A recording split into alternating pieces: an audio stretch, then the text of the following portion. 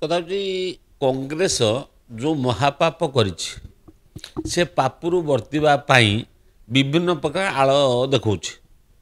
କ'ଣ କ'ଣ କହିଲେ ସେ ଦୋଷଟା କରିନାହାନ୍ତି ବୋଲି ପ୍ରମାଣିତ ହେବ ଚେଷ୍ଟା କରୁଛନ୍ତି। କେବେ କେବେ କହିଲେ ସେ ଯିଏ ସ୍ଲୋଗାନ ଦେଲା ସେ ଆମ ଲୋକ ନୁହଁ, ସେ ହେଉଛି ବିଜେପି ସଂଖ୍ୟାଲଘୁ ସେଲ୍ର। ପୁଣି କେବେ କହିଲେ ଏ କଥା କହିଲା ବେଳେ ଆମ ମୁଖିଆ ସେଠି ଉପସ୍ଥିତ ନଥିଲେ। ମୋର ପ୍ରଶ୍ନ ହେଉଛି ଆଙ୍କ ସଭାରେ ଅନ୍ୟ ଦଳ ଲୋକ ଆସି କହିଦେଇ ପାରନ୍ତି କି? ତାର ଆଙ୍କ ସଭାରେ ଯେଉଁ ଲୋକ ଗୁଡ଼ା ଆସୁଛନ୍ତି ସେ ଆଙ୍କ ଲୋକ ନୁହଁ, ଏ ଯେଉଁ ଶୋବାଜି ହେଉଛି। ବାକି ଆଙ୍କ ମୁଖିଆ ନ ରହିଲେ ଘରେ ଘରେ କ'ଣ ଯାହା ବୋଲି ତା ହୁଏ କି? କିଛି ଗୋଟେ ମର୍ଯ୍ୟାଦା ସଂସ୍କାର ନାହିଁ କି ସେ ଦଳରେ? ନା ଆମ ମୁଖିଆ ସେଠି ଉପସ୍ଥିତ ନଥିଲେ। ଏବେ ଏବେ କହୁଛନ୍ତି ସେ ଆମର ଏମ୍ଏଲ୍ଏ କି ଏମ୍ପି ନାହାନ୍ତି ଯିଏ କହିଛନ୍ତି। ମାନେ ଏଇ କଥାରୁ କ'ଣ, କାହିଁକି ଏଭଳି ଦାୟିତ୍ୱହୀନ କାର୍ଯ୍ୟ ଗୋଟେ 100 ବର୍ଷର ଦଳ କରିବ? ସେ ଦଳର ମୁଖିଆ କାହିଁକି ଦାୟିତ୍ୱହୀନ ମନ୍ତବ୍ୟ ଦେବେ ଯେଉଁଥିପାଇଁ ତାଙ୍କୁ ବାରମ୍ବାର କୋର୍ଟରେ ଭୁଲ ମାଗିବାକୁ ପଡ଼ିବ, ମାନହାନି ମକଦ୍ଦମା କଲା ପରେ ତାଙ୍କ କନଭିକ୍ସନ୍ ହେବ?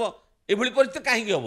ଜଣେ ଦଳର ମୁଖ୍ୟ ଯାହାଙ୍କ ଉପରେ କୋଟି କୋଟି ଲୋକ ଭରସା କରିବେ ସେ ଏଭଳି ଅମର୍ଯ୍ୟାଦା ସମ୍ପନ୍ନ ଅସଂସ୍କାରିତ ଦାୟିତ୍ୱହୀନ ମନ୍ତବ୍ୟରୁ ନିବୃତ୍ତ ନ ରହି ତାକୁ ଘଣ୍ଟ ଘୋଡ଼ାଇବାକୁ ଚେଷ୍ଟା କରିବା ଉଚିତ ନୁହେଁ।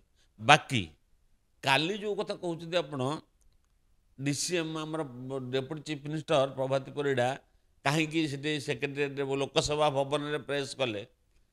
ସେ ସରକାରରେ ଉପମୁଖ୍ୟମନ୍ତ୍ରୀ ଅଛନ୍ତି, ସେ ପ୍ରେସ୍ କରିବାକୁ ଡାକିପାରିବେ। ସେ ପ୍ରେସ୍ କଲାବେଳେ ବିଭିନ୍ନ ପ୍ରସଙ୍ଗ, ସରକାରୀ ପ୍ରସଙ୍ଗ ଆସିବ, ରାଜନୈତିକ ପ୍ରସଙ୍ଗ ବି ଆସିବ। ଆଉ ରାଜନୈତିକ ପ୍ରସଙ୍ଗ ପଢ଼ିଲା ବେଳକୁ ସେ ସେଇଠୁ ବାହାରି ଯିବେ, ଟିକେ ମୁଁ ଘର ବାହାରକୁ ଗେଟ୍ ବାହାରକୁ ପଳେଇବି, ଏମିତି କଥା ହୁଏନି ମ। ଡିସିଏମ୍ ଯେଉଁଠି ଥିବେ ବା ମୁଖ୍ୟମନ୍ତ୍ରୀ ଯେଉଁଠି ଥିବେ ତାଙ୍କର ସରକାରୀ ମନ୍ତବ୍ୟ ବି ଦେବେ, ଅନ୍ୟାନ୍ୟ ମନ୍ତବ୍ୟ ବି ସେଇଠି, କାରଣ ଯେଉଁଠି ଥିବେ ସେଇଠି ଦେବେ এইটাକୁ। ବାକି ଯେଉଁ ଇଏ ଯେଉଁ କଂଗ୍ରେସ ଯେଉଁ ପ୍ରେସ୍ ମିଟ୍ କରୁନି କି, ଏଥିରେ କୌଣସି ଦମ୍ ନାହିଁ ଏ କଥାରେ। ତାଙ୍କର ସେ ଗୋଟା କ'ଣ କରିବା କଥା ବୋଲି କରୁଛନ୍ତି, ବା ତାଙ୍କ କେନ୍ଦ୍ର ନେତୃତ୍ୱଙ୍କର ଯେଉଁ ତାଙ୍କର ପ୍ରିୟପାତ୍ର ହେବା ପାଇଁ କରୁଥାଇପାରନ୍ତି, ବା ରାଜ୍ୟରେ ଯେଉଁମାନେ ନୂଆକରି ନେତା ହେଇଛନ୍ତି କଂଗ୍ରେସର ତାଙ୍କ ସ୍ଥିତିଟା କେମିତି ସୁରକ୍ଷିତ ରହୁ ସେଇଥିପାଇଁ କରୁଥିବେ। ତାର ୟା ସହିତ କିଛି ସମ୍ପର୍କ ନାହିଁ। ବାକି ବିହାରରେ ଆମର କ'ଣ ଅଛି କି ନାହିଁ ଯିଏ ପଚାରୁଛନ୍ତି, ମୁଁ ତାଙ୍କୁ ପଚାରୁଛି ବିହାରରେ କଂଗ୍ରେସ କେତେ ତମ ଦଳ? ବିହାରରେ, ଉତ୍ତରପ୍ରଦେଶରେ, ବିହାରରେ କଂଗ୍ରେସର ପୋଜିସନ୍ 1, 2, 3, 4 ନା ତାପରେ? এইটা ହେଉଛି ମୂଳ କଥା। ଆମ ବିଜେପିକୁ କ'ଣ କହୁଛନ୍ତି?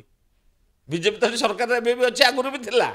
କଂଗ୍ରେସ ଚତୁର୍ଥ, ପଞ୍ଚମ ନା ଷଷ୍ଠ ବିହାରରେ ବି ଉତ୍ତରପ୍ରଦେଶରେ ବି। ୟା ଉତ୍ତର ଦିଅନ୍ତୁ।